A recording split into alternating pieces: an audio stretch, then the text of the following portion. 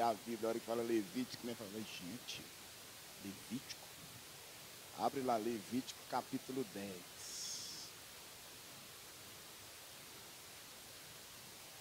Que esse rapaz aí lá vai, esse rapaz engraçado, falar de Levítico. Abre aí, Levítico, capítulo 10. A gente vai ler só o versículo 1 e o 2. Todos encontraram? Se você não encontrou o segundo livro da Bíblia aí, após o Gênesis, você já vai... Depois Gênesis, Êxodo, terceiro livro, aliás. Você vai encontrar aí Levítico. Vamos lá, então? Diz assim a minha Bíblia. Levítico, capítulo 10, versículo de número 1. E os filhos de Arão, Nadab e Abiú, tomaram cada um o seu incensário e puseram neles fogo e puseram incenso sobre ele e trouxeram fogo estranho perante a face do Senhor, o que lhes não ordenara.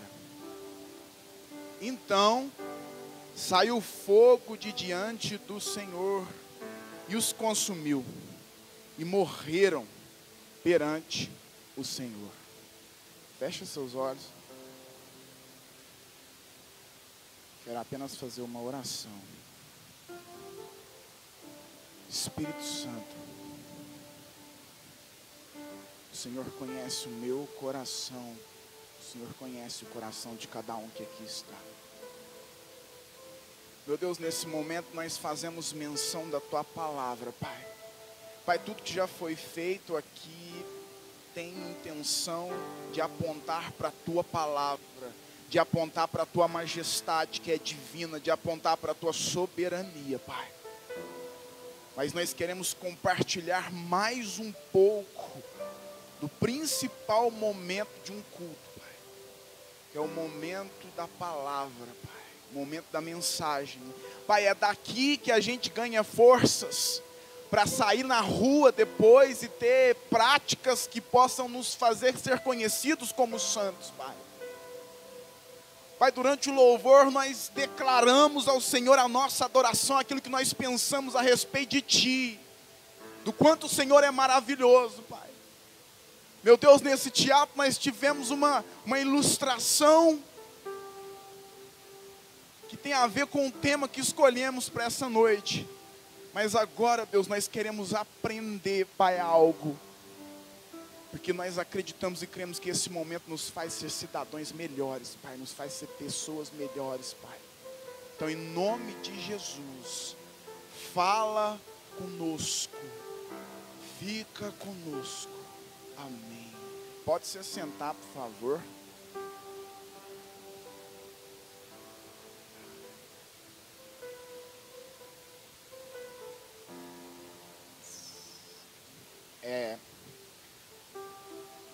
Quero pregar subordinado ao tema chega de encenação.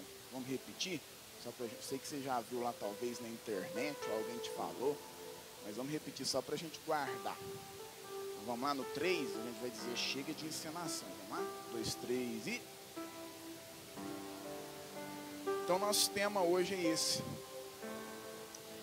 Encenação, se a gente procurar lá no dicionário, significa um espetáculo teatral, uma montagem ou uma representação. Então isso é o significado da palavra encenação em si. Um dicionário comum aí, qualquer um que você procurar, você vai ver a respeito disso.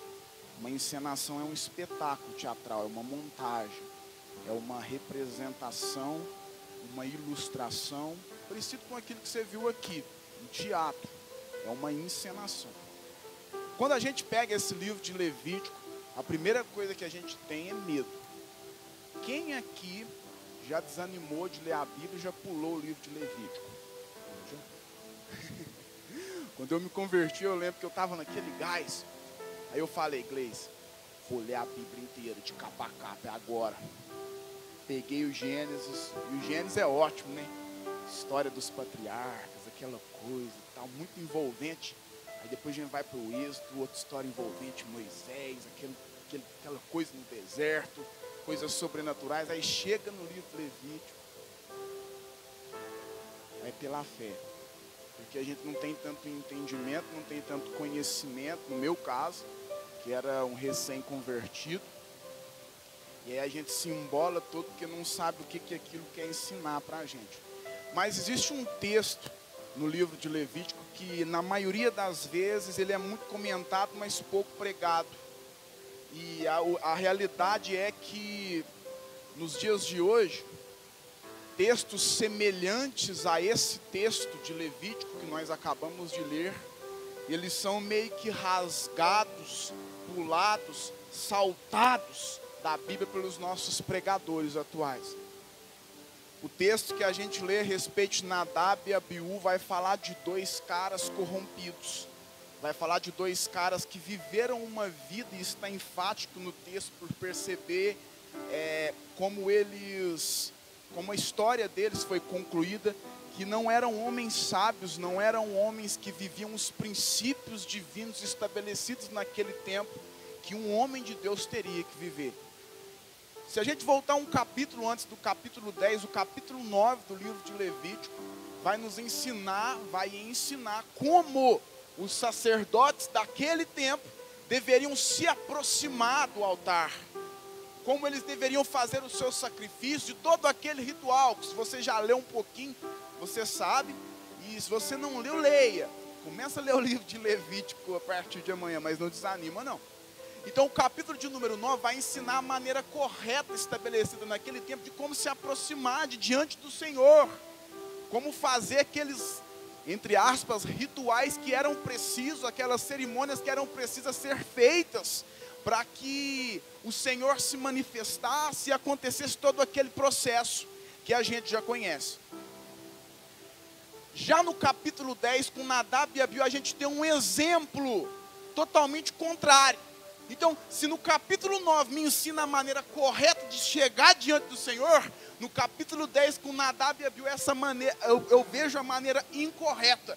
A maneira correta ela é desconstruída. Então, com esses dois capítulos, capítulo 9 e capítulo 10, eu aprendo como eu chego diante de Deus naquele tempo, como se chegavam diante de Deus naquele tempo, e no 10 eu aprendo como não fazer isso. Porque a vida de Nadab e Abiú é baseada numa encenação, é baseada em um teatro, numa mentira, é baseado em uma montagem. Por isso a maneira que eles se aproximaram foi uma maneira errada. E a vida baseada em uma encenação, ela se aplica nos nossos dias hoje, talvez de forma até maior, acredito eu.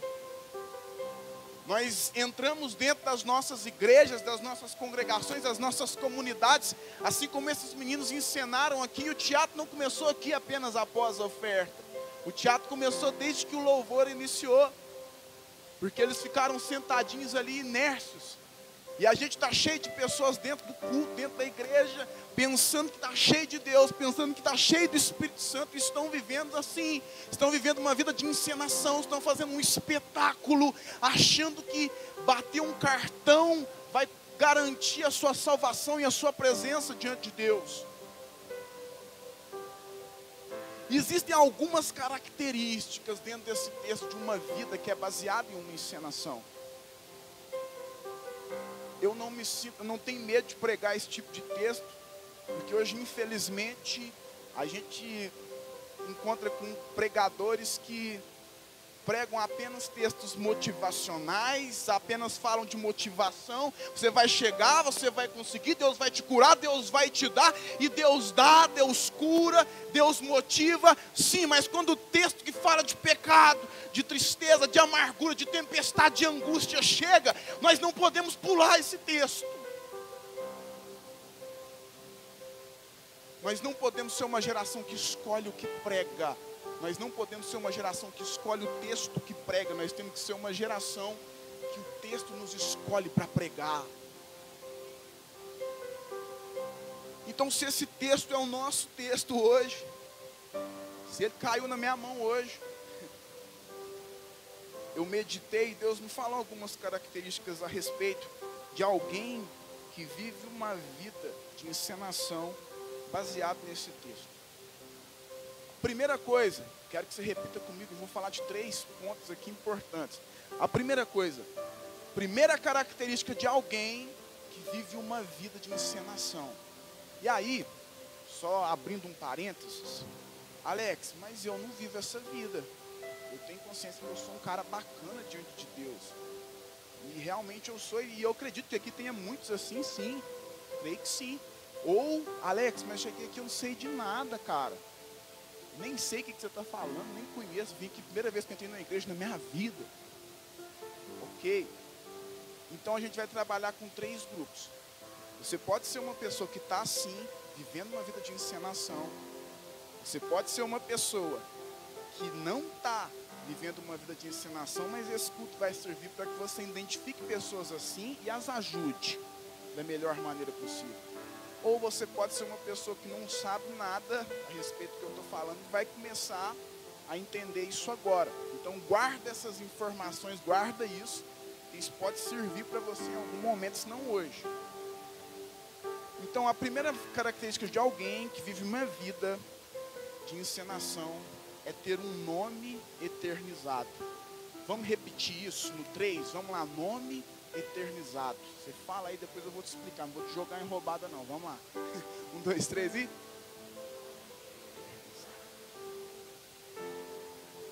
Esse texto, ele é um dos textos mais usados.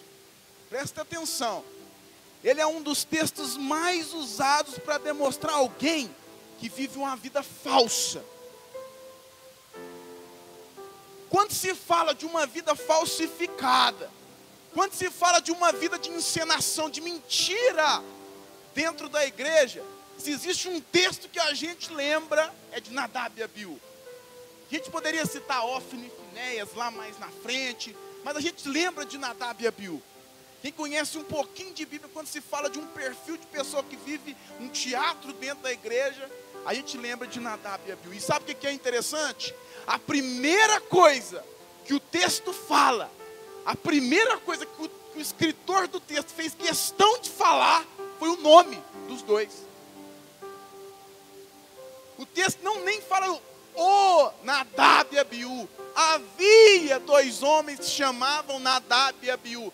Um dia existiam 2 homens que chamavam Nadab e Abiú. Não, o texto diz, já começa dizendo, sem vírgula, ponto, sem dar espaço, nada. Nadab e Abiú.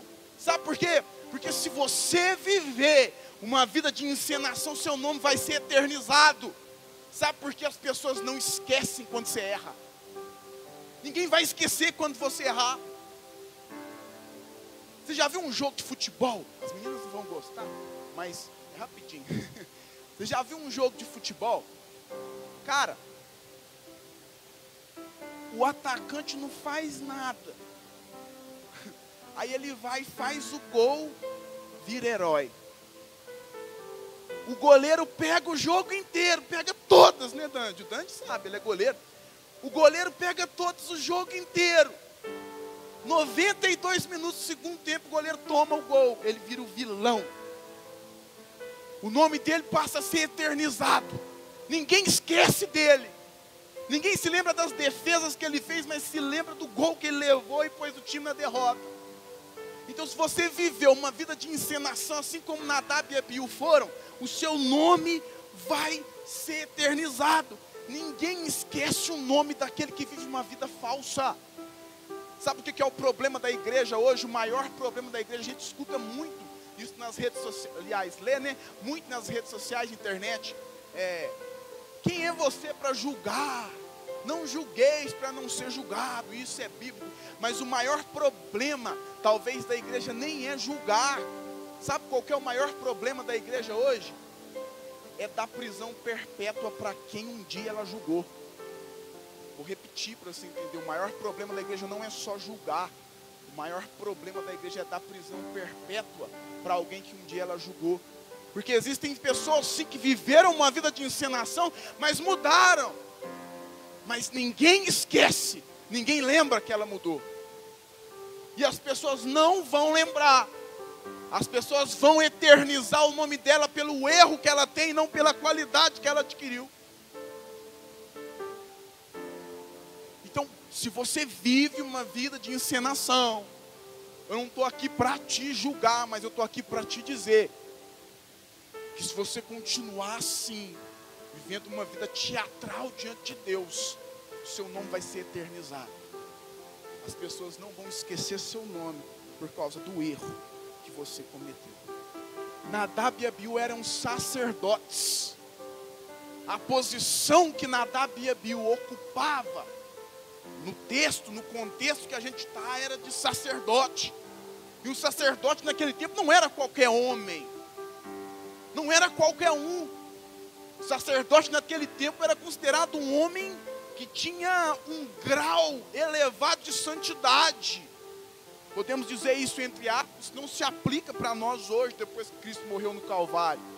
Mas naquele tempo sim, o sacerdote era considerado um homem diferente, tinha uma santidade, um nível espiritual maior que os outros. Então a posição de destaque não garante vida com Deus. O fato de Nadab e Abiú serem sacerdotes não garantia que eles eram homens que viviam em santidade. E isso se aplica nos nossos dias atuais, sim. Menina, o cara bacana para você namorar não é o cara que prega, o cara que toca porque está na frente. Que a posição dele não garante a santidade que ele tem. Porque o que a gente tem a pensar é sempre, nossa, o pastor, o líder, ele é o cara. Ele está mais perto de Deus do que eu. E não é assim. Que a posição que eu ocupo, o meu cargo não garante a minha vida com Deus. Na maioria das vezes, se você conversar com o seu pastor, com alguém que já viveu muito tempo assim na obra, sabe o que ele vai te dizer? Ei, a igreja sempre foi sustentada por aqueles que são caladinhos, quietinhos, mas sempre estão de joelho orando por ela. É sempre assim. Não quero entrar em detalhe, mas eu quero que você me entenda. Eu só quero dizer, ilustrar a respeito da mensagem. Certa vez eu conversava com meu pastor sobre dízimo. A gente entrou em um assunto de dízimo, me lembrei agora. Obrigado, E aí eu me lembro que o meu pastor disse a seguinte frase, resumindo. Falou, Alex, se um dia você for pastor, pode ter certeza, a igreja sempre foi sustentada financeiramente por aqueles que ganham, por aqueles que têm uma renda financeira menor. Pode ter certeza. Lógico que toda regra tem exceção, mas os mais fiéis geralmente são aqueles que têm menos. E a nossa vida é assim. A nossa vida com Deus é assim.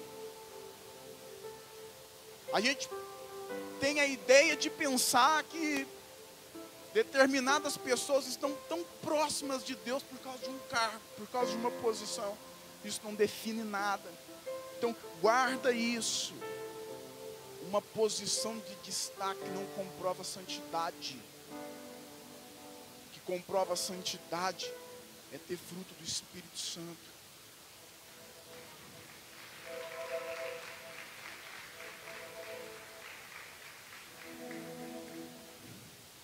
E finalizando esse tópico de um nome eternizado, olha que interessante o texto. Depois de citar um nome, o texto vai colocar apenas uma vírgula no texto. Vai dizer, Nadab e Abiú, vírgula, filhos de Arão. Porque um sacerdote naquele tempo herdava o ofício sacerdotal por causa dos antecedentes, dos pais. Então, se o meu pai fosse um sacerdote, só para você entender, se o meu pai fosse um sacerdote, automaticamente eu seria em um determinado tempo. Então, Nadab e Abiú se tornaram sacerdotes porque o pai era sacerdote. E o texto vai citar o nome de Nadab e Abiú e vai fazer questão de citar filhos de Arão. Aí sabe qual que é o problema aqui de alguém que vive uma vida de encenação? Você é responsável por carregar um nome. Por isso que você não pode viver uma vida teatral. Por isso que você não pode viver um relacionamento com Deus de mentira. Porque tem um nome dentro da sua casa, por exemplo. Você tem um filho aí, que nos lugares que ele chega, eles dizem, é filho de fulano. A nossa cidade, que é cidade pequena, a gente nem conhece as pessoas por sobrenome no nome inteiro, né? Agora tem essa campanha de vereador, eu fico vendo alguns candidatos. Aí, em vez de pôr sobrenome, eles colocam assim, ó, filho de não sei quem. Rodrigo, filho de não sei quem. Marcos, filho de não sei quem. Porque na cidade pequena a gente é conhecido por isso. Ah, você conhece a Amanda? Você conhece o Gabriel, filho de Fabinho? Cidade pequena é assim. Então você é responsável por um nome. Se você viveu uma vida de encenação, de teatro, você pode estar sujando o nome da sua família. E talvez, imagina bem, pensando nesse contexto, se você vê a história de Arão, filhos, e sujam o seu nome. Agora a pergunta é, se você não quer viver uma vida com Deus em santidade de verdade, pelo menos tenha vergonha na cara e honra o nome da sua família que talvez trabalhou para te colocar onde você está.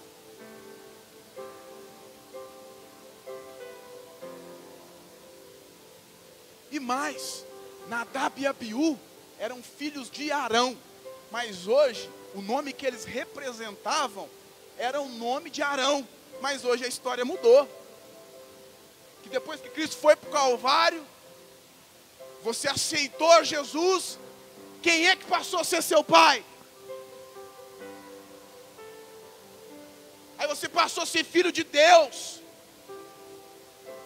Aí as pessoas não te conhecem como Thales, filho de Arão, Gabriel, filho de Arão. Não, as pessoas passaram a ser conhecidas como fulano e ciclano, filho de Deus, servo de Deus. E aí, o homem andou em perfeição, não cometeu nenhum erro.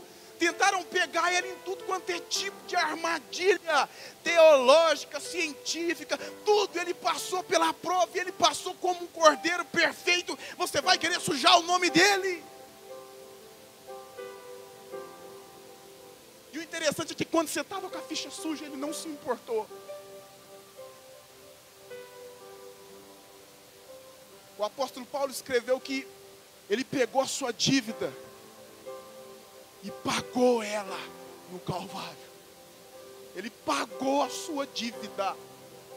Existe um contexto dentro desse texto, quando Paulo, um contexto histórico dentro desse texto, quando Paulo fala, que no Império Romano, quando se tinha uma dívida e se quitava essa dívida, costumavam pegar um papel onde estava escrito a dívida, chegavam em um muro, algum lugar, uma coisa assim, no local, e colavam esse papel lá, pegavam um martelo, um prego grande, para simbolizar que a dívida estava paga. Um dia você foi a dívida, e ele fez a mesma coisa no Calvário. Ele pagou. Então vale a pena honrar o nome de alguém que pagou o preço para que você estivesse aqui. Vale a pena sim. Não vale, deixa eu te dizer, não vale a pena pagar o preço talvez por um homem que está no altar corrompido como Nadab e Abiú estiveram. Não vale a pena pagar o preço talvez por mim que estou aqui pregando para você hoje. Eu não sei, mas por Jesus vale a pena sim. Vale a pena, investe em pagar o preço por Ele, porque por Ele vale a pena. Então, primeira coisa, nome eternizado. Segunda coisa, cegueira espiritual, característica de alguém que vive uma vida de encenação. Vamos lá no 3, cegueira espiritual. Vamos acordar aí quem está dormindo. Vamos lá, 1, 2, 3 e... O texto diz que eles pegaram o seu incensário, e foram para o altar, carregando aquilo que era consagrado a Deus. Aí em Números, no capítulo 16, versículo 36 em diante, você vai ver que os incensários eram consagrados a Deus. Então eles pegam o seu incensário. O texto diz: pegam o seu incensário. Deixa eu te dar um exemplo. Você tem um carro hoje, você tem uma roupa, uma casa. Eu acredito que a primeira coisa que você fez foi consagrar isso a Deus, dizer: Deus, obrigado porque o Senhor me deu essa conquista. Essa conquista não é minha, Deus, essa conquista é sua.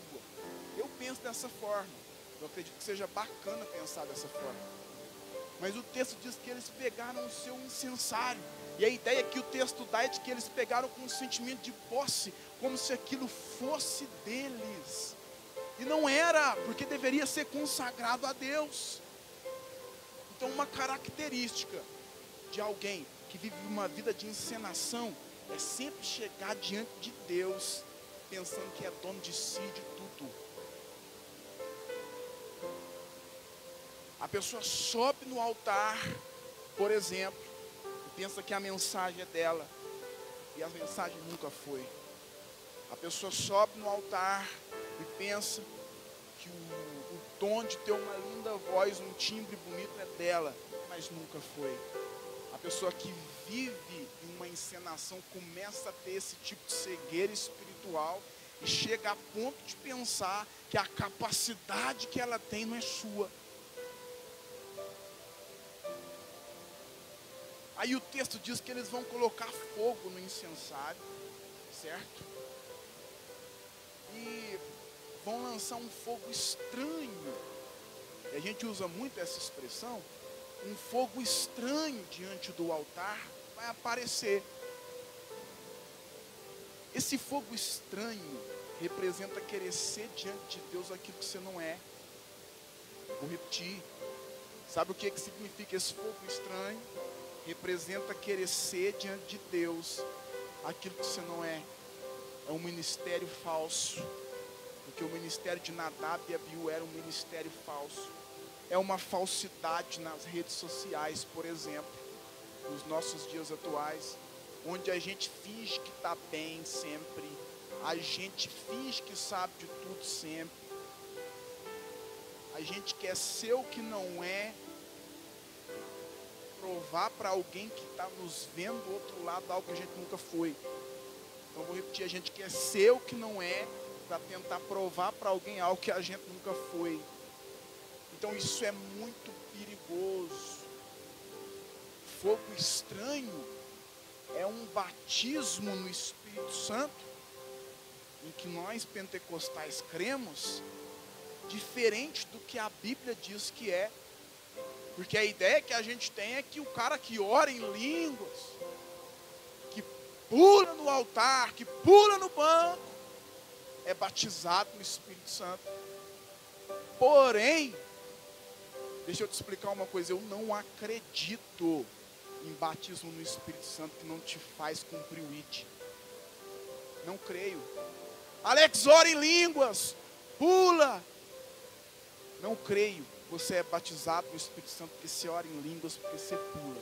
Sabe por quê? A primeira coisa que os discípulos fizeram quando eles foram batizados no Espírito Santo foi começar a espalhar o Evangelho pelo mundo. Pula no banco, ora em línguas, mas não sabe achar um livro da Bíblia. Batismo no Espírito Santo que não lê Bíblia não é batismo no Espírito Santo, é invenção, é mentira, é espetáculo, é teatro.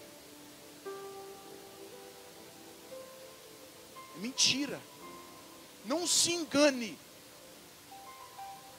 por alguém que faz esse tipo de prática, mas não comprova isso com frutos. Não se engane. Porque o nosso meio, infelizmente, está tomado desse tipo de atitude. Então, primeira coisa, um nome eternizado. Segunda coisa, uma cegueira espiritual. Terceira e última, já vou encerrando, morte espiritual. Porque o texto vai dizer que depois que um fogo estranho saiu de diante deles, eles foram surpreendidos pelo Senhor, morreram ali mesmo. Alex, então eu vou morrer aqui hoje se eu estiver vivendo uma vida de teatro? Eu não sei. Mas esse texto pode representar para a gente sim uma morte espiritual. E para algumas pessoas, deixa eu te dizer, quem dera se uma morte física por causa de uma vida espiritual morta fosse possível hoje em dia. Quem dera se isso fosse possível. Porque dependendo da morte física, para esse tipo de pessoa é melhor do que uma morte espiritual. A maior tristeza que a gente vê nos nossos dias são pessoas lindas por fora e podres por dentro. São pessoas engomadinhas dentro do culto, terno e gravata, retórica boa, fala bonito, prega bonito, canta bonito, mas por dentro está morto, está machucado. Nadab e Abiú era assim. Faziam os ofícios que um sacerdote tinha que fazer. Diante do povo, Nadab e Abiú era o cara que as pessoas esperavam chegar no culto. Porque tem umas pessoas que chegam no culto, que a gente reconhece como homens e mulheres de Deus, que a gente fica um pouco gelado assim, é ou não é? Quando eu vejo meu pastor chegar perto de mim, e quando ele fala meu nome, meu Deus, eu encolho todo, falo. E a primeira coisa que eu penso é, será que eu fiz alguma coisa? Deixa eu lembrar aqui. Será que eu esqueci alguma coisa sábado na igreja ligado? Meu Deus, me ajuda aqui. É a primeira coisa que eu penso, de temor. Então Nadab e Abiú, por exemplo, eles eram dois caras que causavam temor no povo, porque achavam que eles eram homens acima da média.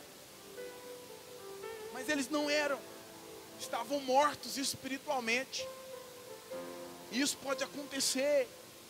Fazer uma obra de Deus roboticamente. No automático.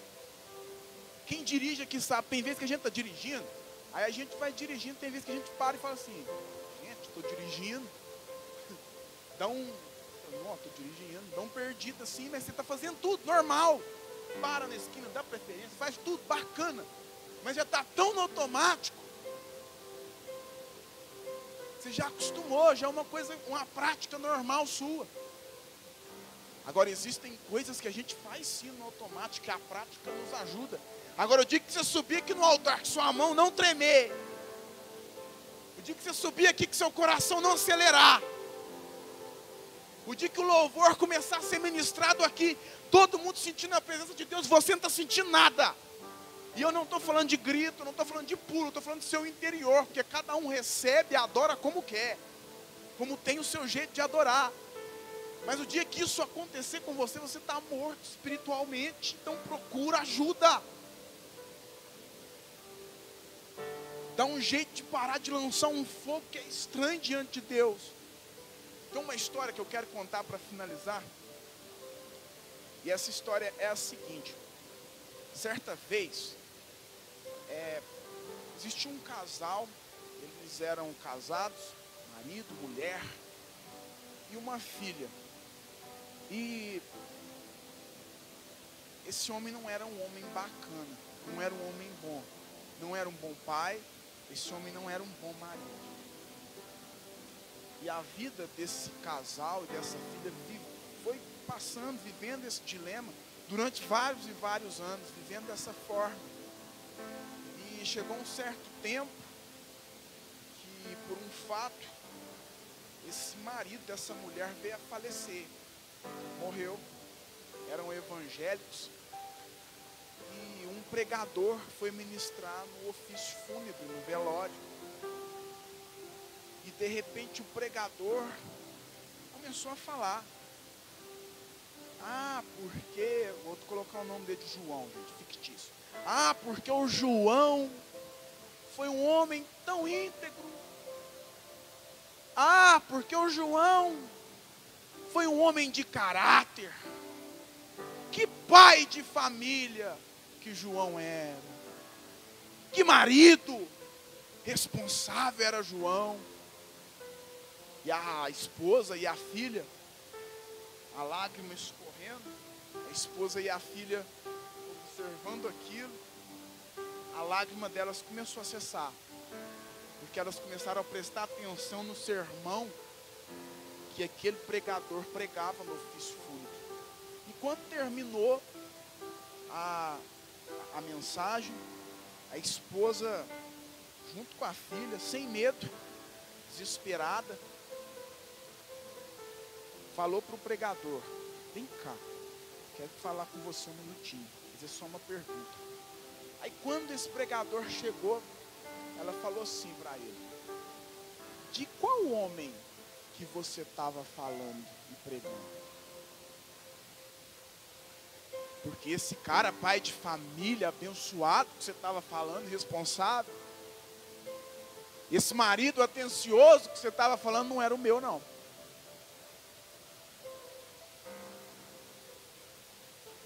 Esse homem vivia uma vida de encenação, vivia uma vida de mentira.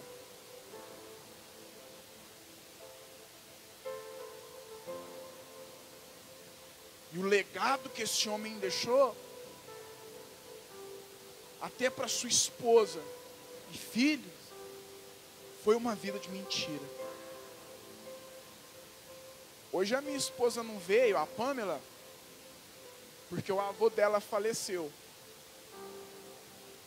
Hoje, a gente estava aqui na igreja, ensaiando os meninos, esse teatro, e aí a mãe dela me ligou, falou: ó, ele faleceu, já estava um pouco doente, faleceu.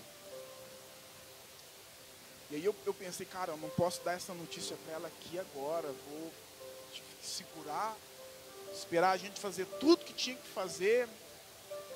E falei para ela. E ela ficou triste, lógico, que era muito apegada a ele. Mas agora, pouco antes de eu vir para cá, a gente estava conversando. E do nada, em um momento de tristeza, a gente começou a rir dele, de falar de como ele era, de falar do que ele fazia.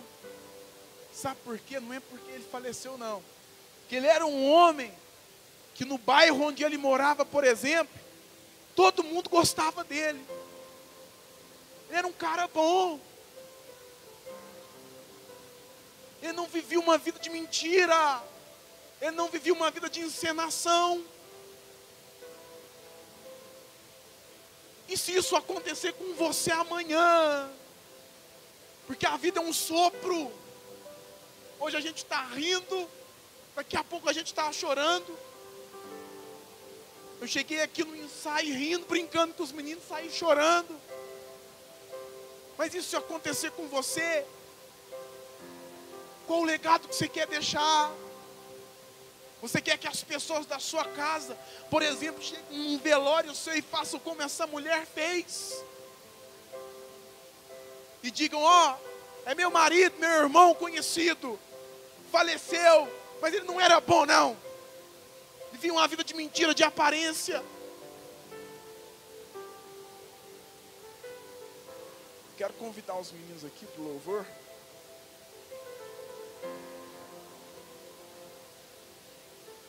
Eu quero terminar com uma frase. Eu quero que você guarde essa frase.